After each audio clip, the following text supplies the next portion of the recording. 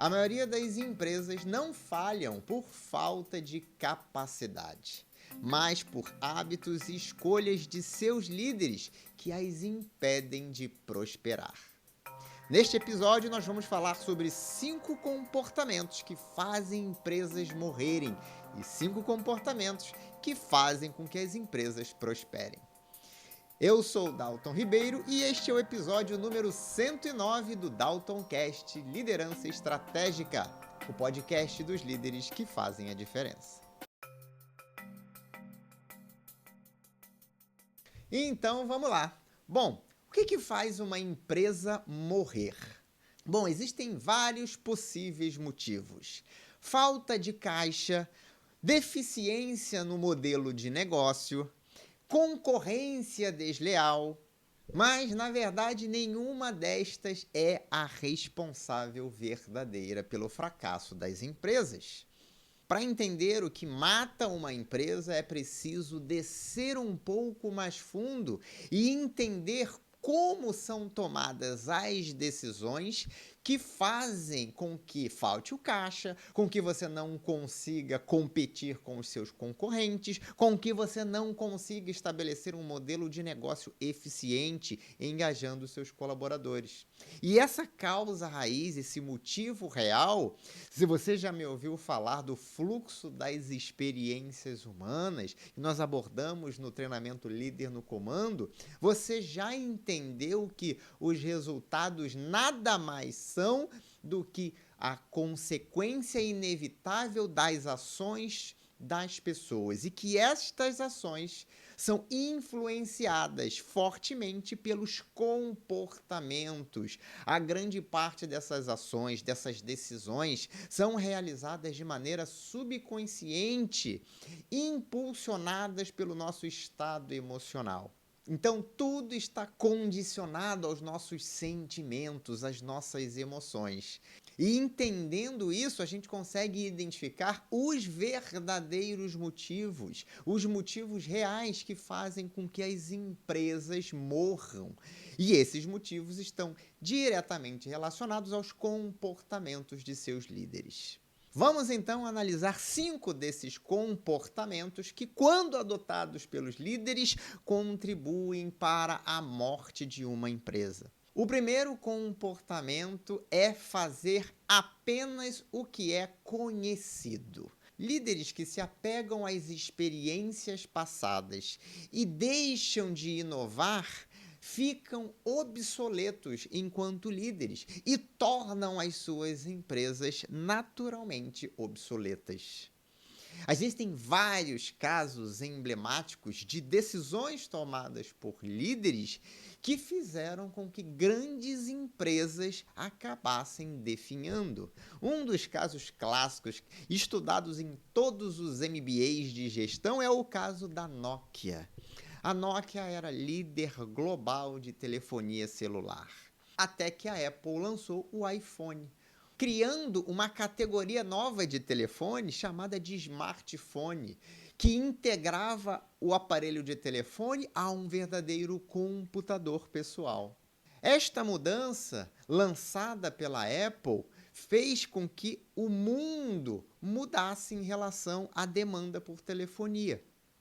E os líderes da Nokia, na ocasião, não perceberam isso. Eles não acreditaram que aquele lançamento daquele equipamento de $500 pudesse concorrer com telefones que eram vendidos a 100, 200, $300 globalmente.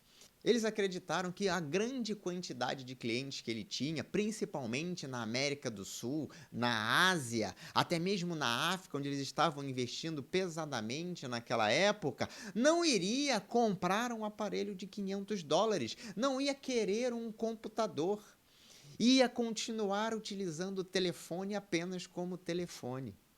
E diante dessa expectativa que não se mostrou correta, a Nokia decidiu não investir na tecnologia para tornar os seus telefones smartphones. Decidiu continuar investindo apenas na sua própria tecnologia, enquanto outros fabricantes de telefone, liderados pela Samsung, entenderam que o mundo estava mudando, que aquele novo produto iria gerar uma demanda por um novo tipo de aparelho chamado smartphone.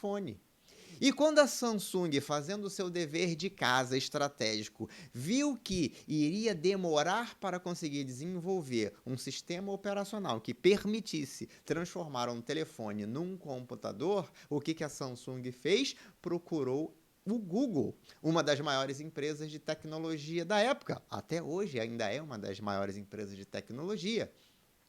E a Google disse que poderia desenvolver em um curto espaço de tempo um sistema operacional para ser utilizado em telefones, criando então o Android. E a Samsung não só patrocinou o desenvolvimento da Android, contratando antecipadamente que esse sistema seria utilizado em todos os seus telefones celulares no modelo smartphone, também permitiria que outros fabricantes utilizassem o mesmo sistema operacional, já que já havia o entendimento que o grande diferencial do smartphone eram os aplicativos. E não fazia sentido você criar um sistema operacional diferente, porque os desenvolvedores de aplicativos iriam desenvolver aplicativos focados nos maiores sistemas operacionais. Então, a ideia da Samsung foi exatamente criar um concorrente para o iPhone, já que a Apple não ia compartilhar o seu sistema operacional com ninguém, e disponibilizar esse sistema operacional para todos os outros fabricantes. Até hoje, a Samsung é o grande parceiro da Google no desenvolvimento do Android. Então, fazer apenas o que é conhecido, utilizando apenas o que você já fez como base para você continuar fazendo, pode sim levar uma empresa ao fracasso, que foi o que aconteceu com várias empresas que ficaram esquecidas no tempo. E uma coisa muito importante, inovação não é apenas produto, é inovação em processos, em sistemas, em todas as áreas. A gente está passando atualmente por uma revolução gerada pela inteligência artificial generativa. As empresas que acreditam que devem continuar fazendo as coisas da mesma maneira vão ficar para trás e tendem a serem extintas em função dessa nova revolução. Um outro comportamento que pode matar uma empresa é fazer apenas o que é seguro. Tem gente que não gosta de tomar risco. O que a gente sabe no mundo do empreendedorismo, no mundo corporativo, é que quem tenta evitar todos os riscos acaba evitando também o crescimento. Líderes que não testam novas estratégias, novos modelos de negócio, novos produtos, novos serviços, acabam ficando para trás. De novo, não existe inovação sem risco. As empresas precisam tomar risco, precisam muitas das vezes perder dinheiro tentando fazer uma coisa nova, tentando acertar. Tem empresa que fica esperando, não vou arriscar, vou esperar todo mundo descobrir como é que faz, aí eu só copio. Só que às vezes é tarde demais. Foi o que aconteceu com a Nokia. Quando a Nokia resolveu utilizar Android nos seus telefones, já era tarde demais. Ela já era completamente inexpressiva no mercado de telefonia. Você precisa tomar risco. Não era garantido que a Samsung iria conseguir desenvolver, junto com o Google, o Android. Mas eles precisaram arriscar.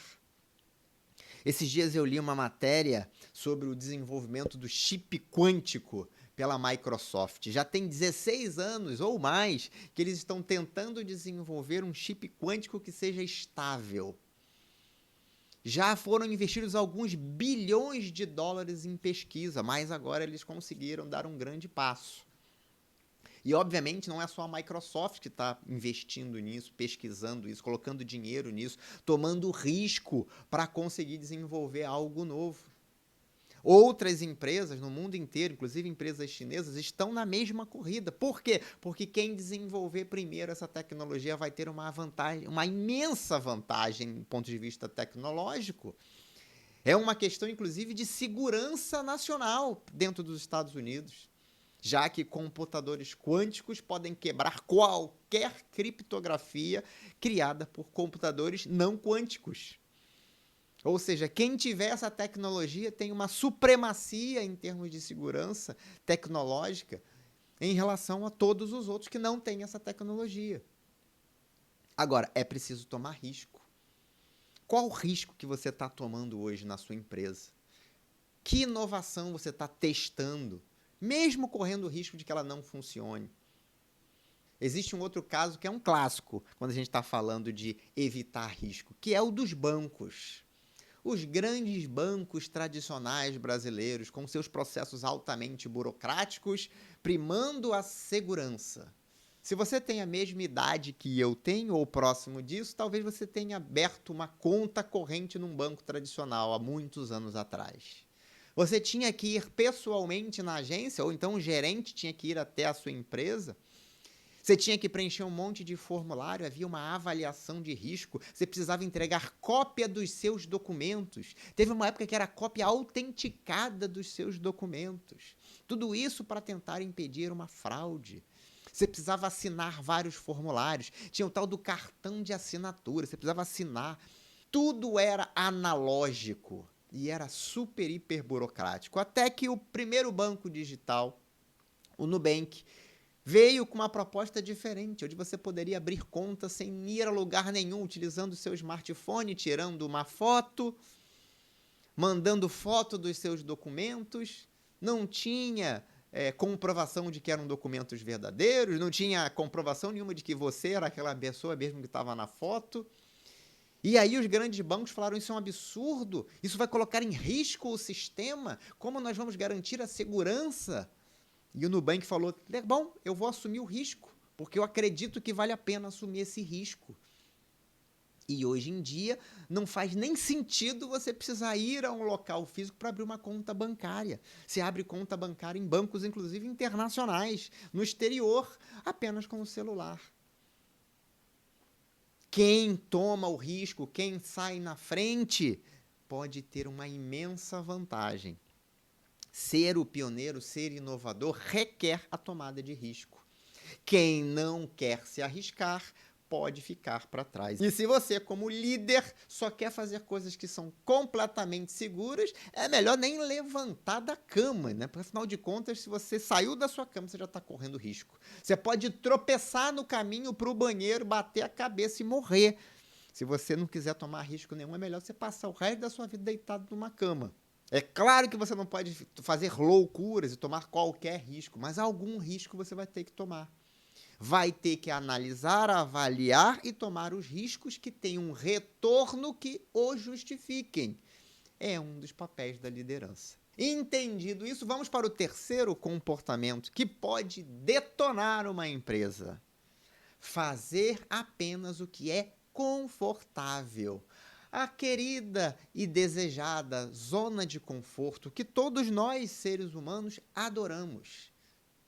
Todo mundo gosta da zona de conforto. Algumas pessoas ousam expandir essa zona de conforto. Só que para você expandir a sua zona de conforto, você precisa sair dela.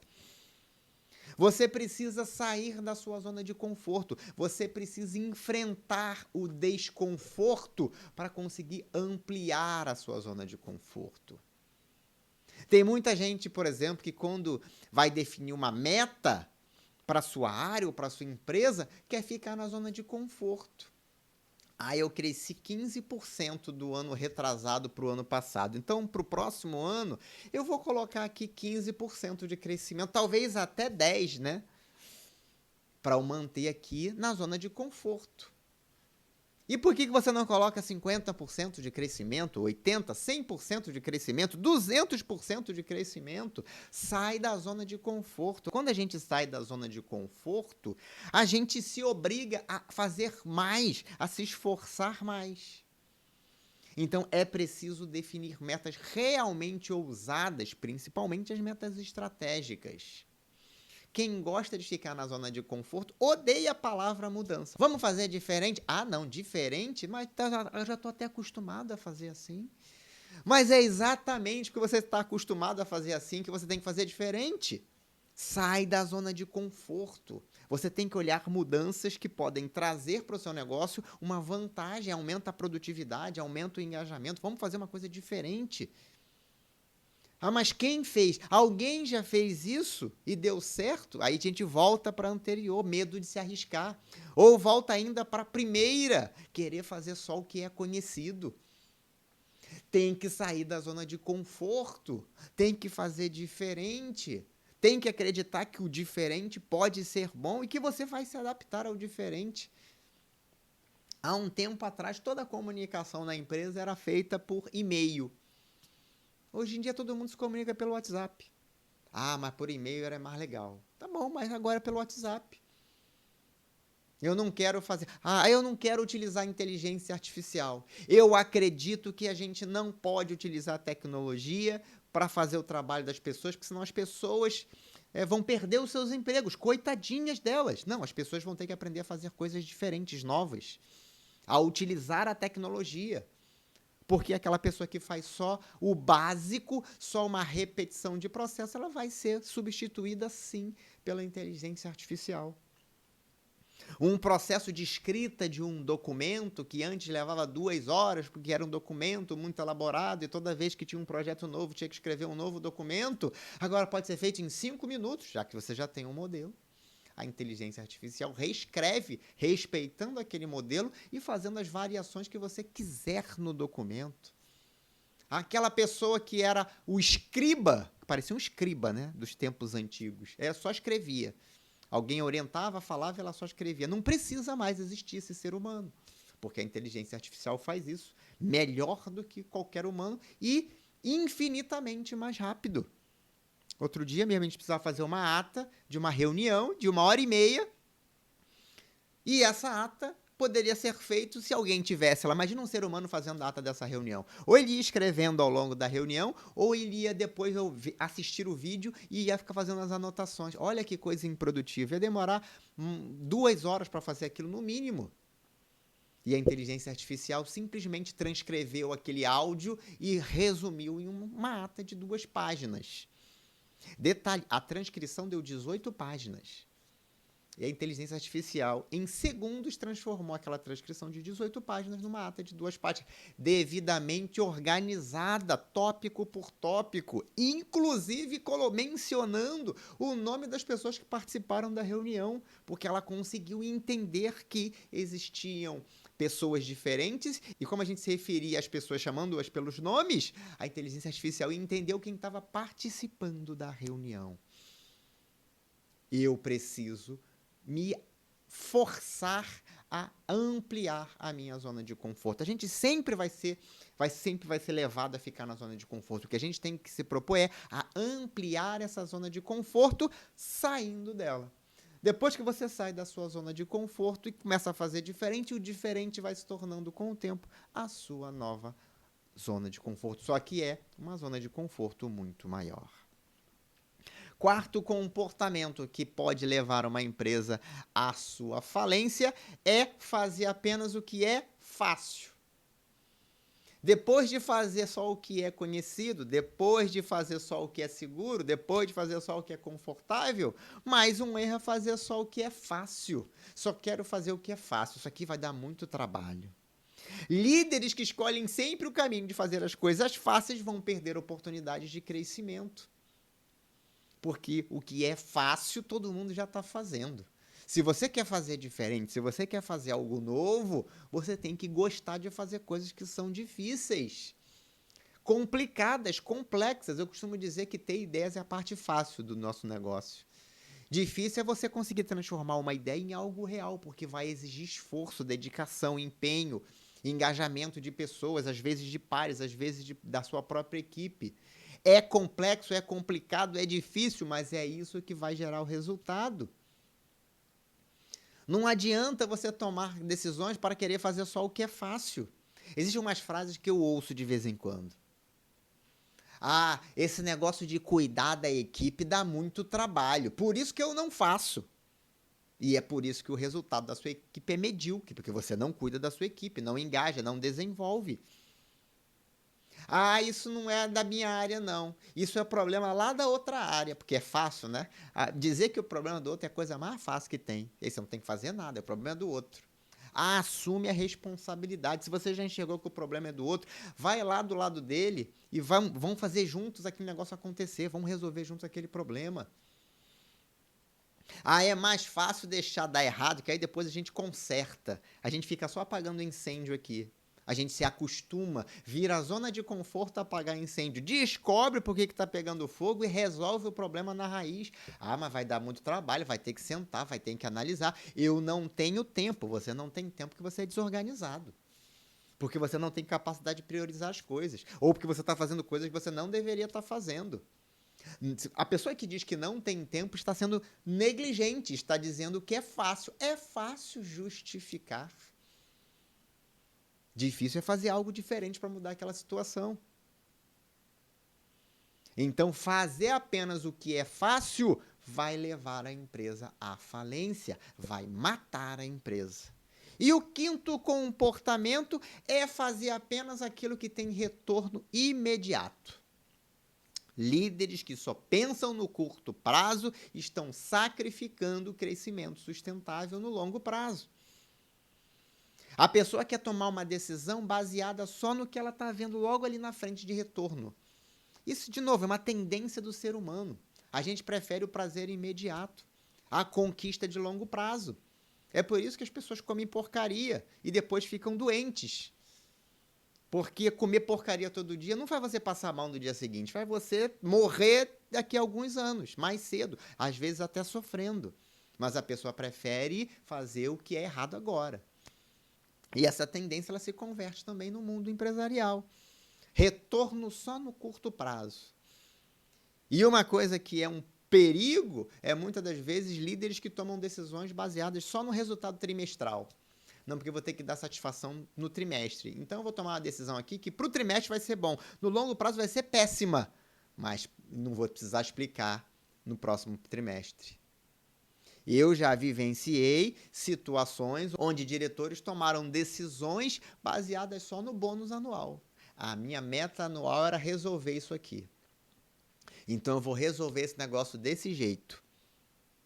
Mal resolvido, criando um problema gigantesco. Mas aí eu bato a meta, eu recebo meu bônus, boto o dinheiro aqui no bolso e tá tudo certo.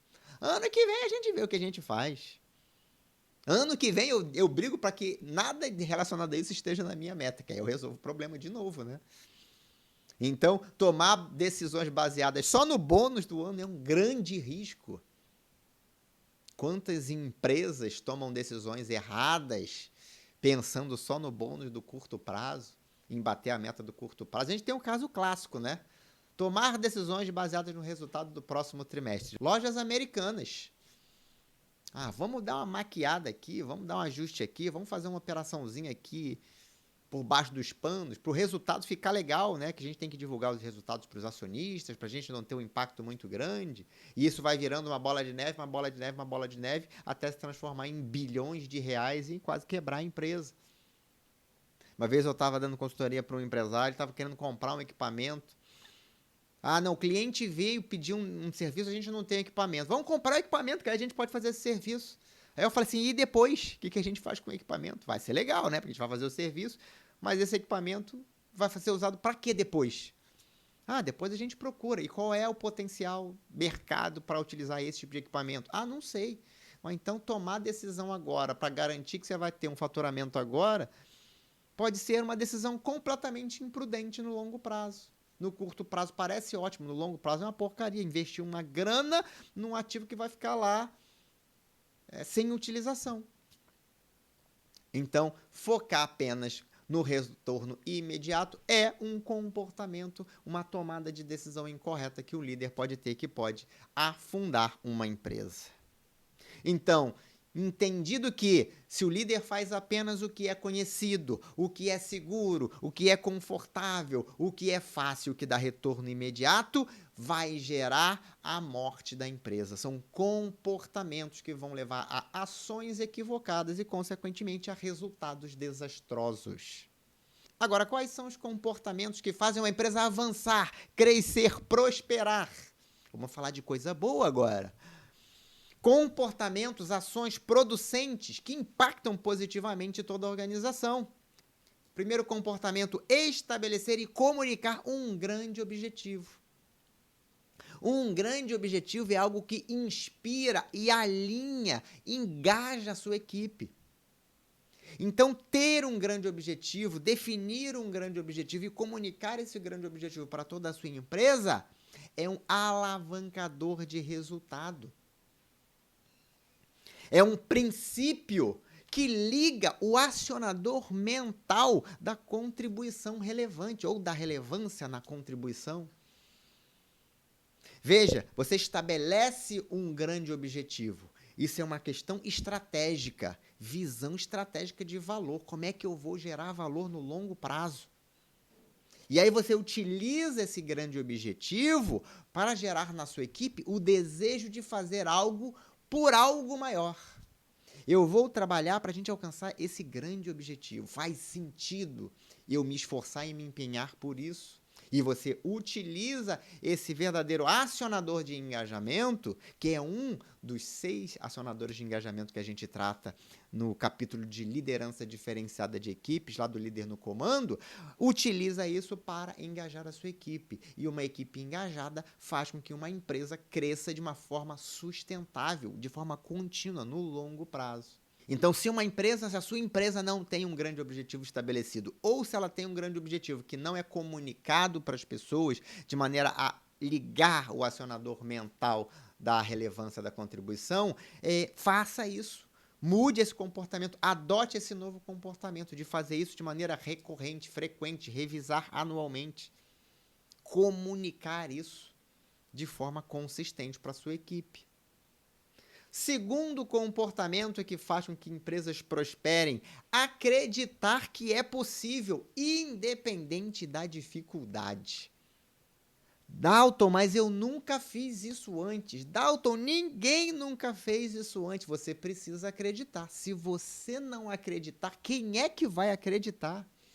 É um ato de fé. Fé em você acreditar em algo que você não consegue ver. Pelo menos não no presente. Tem uma frase clássica lá, uma passagem onde o Walt Disney, junto com uma outra pessoa, que agora não lembro mais quem era, estavam os dois com aquelas calças de pescador. Sabe aquelas calças de borracha que o pescador usa para entrar no rio para pescar? Estavam usando aquelas roupas no meio de um pântano, lá na Flórida, no que hoje conhecemos como Orlando. Todo mundo conhece. Antes era só um pântano no meio de uma cidade. Estavam os dois com água até a cintura no meio de um pântano e o Walt Disney olhando para aquela área que ele tinha acabado de comprar, barato, porque era só pântano. E ele olhava e dizia, ali vai ser o Magic Kingdom. Ali vai ser o Epcot Center. E ele apontava na direção. Vai ser assim, vai ter isso, vai ter aquilo. E a pessoa do lado olhando para aquilo, como é que ele está vendo isso tudo? Eu só estou vendo o pântano.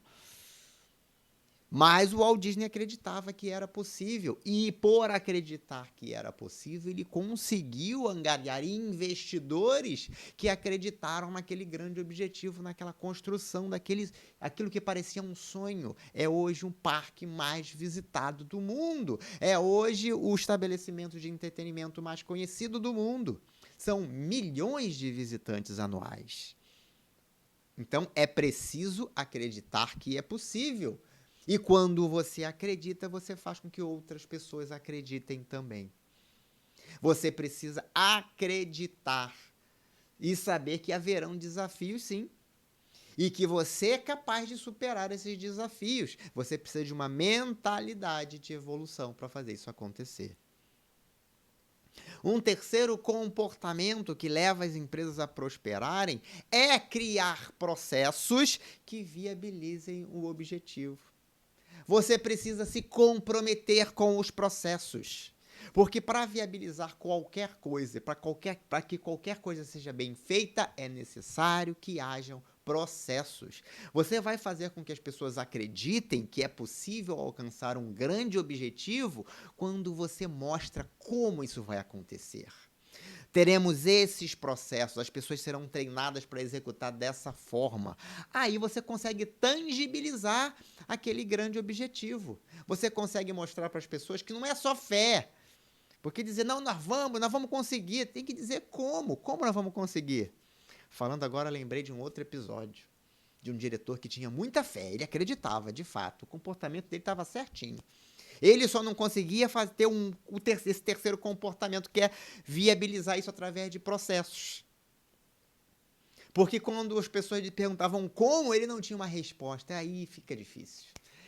Vamos, pessoal, vamos acreditar, vai dar certo. As pessoas perguntam, vamos sim, chefe, como é que nós vamos fazer isso acontecer? E a pessoa não sabe como. Aí as pessoas não vão acreditar. Aí vai ser difícil você conseguir contagiar as pessoas. Essa é a importância de ter processos bem estabelecidos, bem comunicados e pessoas treinadas para executar aquele processo. Isso é uma maneira de pensar que o líder precisa ter para que uma empresa prospere. Você precisa implementar dentro de uma gestão proativa e integrada. É importantíssimo você estabelecer processos, definir indicadores, treinar as pessoas para executar os processos. É assim que os objetivos se tornam realidade.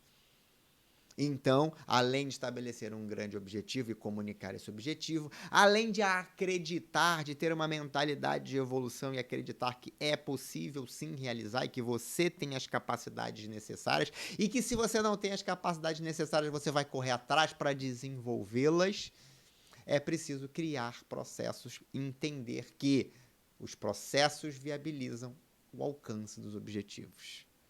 Quarto comportamento que o líder deve ter para fazer uma empresa prosperar é ser resiliente e implementar uma cultura de resiliência. O que é resiliência? É a capacidade de sofrer, de ser abatido, de ser atacado, de cair e de se levantar. E entendendo que, se não deu certo, eu cometi algum erro. Eu preciso entender qual foi esse erro, corrigir e tentar novamente. Não desistir. Ser capaz de se recuperar. E implementar esse comportamento também na sua equipe, no seu time. Entendendo que errar faz parte do processo. Errar tentando acertar faz parte do processo. A gente não está falando aqui de ser negligente, de errar à toa. Errei porque eu não tomei cuidado, errei porque eu não segui o processo. A gente está falando aqui de a pessoa que erra tentando acertar. E às vezes ela erra até por falta de conhecimento. Tomou a porrada, agora eu aprendi, agora eu adquiri esse conhecimento, não vou cair mais por esse mesmo motivo, vou levantar e vou continuar. Então você precisa juntar uma mentalidade de evolução com um estado emocional de excelência, entendendo que eu não posso ficar ali sofrendo, caído, triste, chorando pro resto da vida, porque isso não vai me levar a lugar nenhum. Tem gente que tenta uma coisa, não dá certo, fica se lamentando, chorando, se achando um pobre coitado, infeliz, azarado. Estado emocional de excelência, sofreu o golpe, entristeceu, entendeu o que aconteceu e já reverte esse estado emocional, já se motiva novamente. É preciso desenvolver essa capacidade emocional. É garantir uma comunicação multiconsciente para que esse comportamento chegue nas pessoas que trabalham com você, para que você possa, de fato, gerar uma cultura pró-resultado que seja resiliente.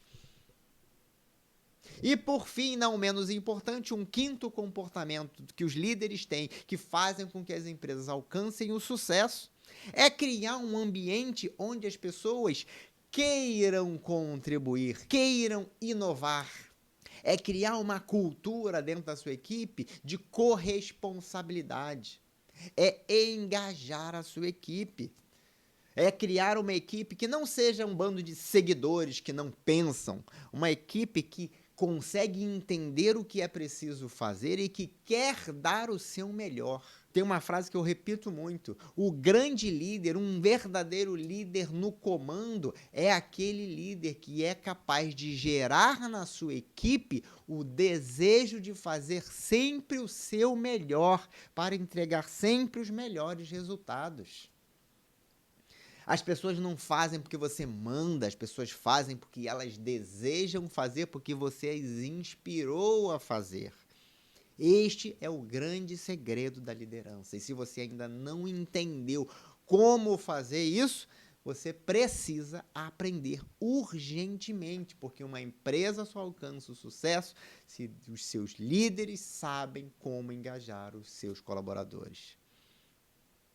Resumindo, então, esses 5 comportamentos. As empresas que crescem são as empresas que têm líderes que sabem definir um grande objetivo, que acreditam que podem realizar de fato, que criam processos sólidos, consistentes, que constroem uma resiliência para que as pessoas entendam os erros e as falhas como um processo de aprendizado para melhorar sempre, para evoluir sempre, e que sabem criar um ambiente de participação, de engajamento e de inovação dentro da sua equipe. Fazendo isso, adotando esses comportamentos, o líder vai fazer a empresa prosperar. E agora eu acho que está claro para você que é o comportamento dos líderes que vai fazer a diferença. E é por isso que eu digo para os empresários: invista no desenvolvimento e na capacitação dos seus líderes, porque sem capacitação, sem desenvolvimento, sem instalar nas pessoas esse comportamento, e acredite, o comportamento ele pode ser mudado, instalado, evoluído, melhorado, desde que você tenha as ferramentas certas para fazê-lo. Não adianta pedir para a pessoa para ela mudar e não dizer como ela vai mudar. Muitas pessoas até querem ter um comportamento de um líder no comando, mas elas precisam entender como elas conseguem desenvolver esse comportamento. Por isso que a gestão da performance pessoal é o primeiro capítulo do treinamento líder no comando. Por quê? Porque a pessoa precisa entender o que ela precisa mudar e como ela faz isso.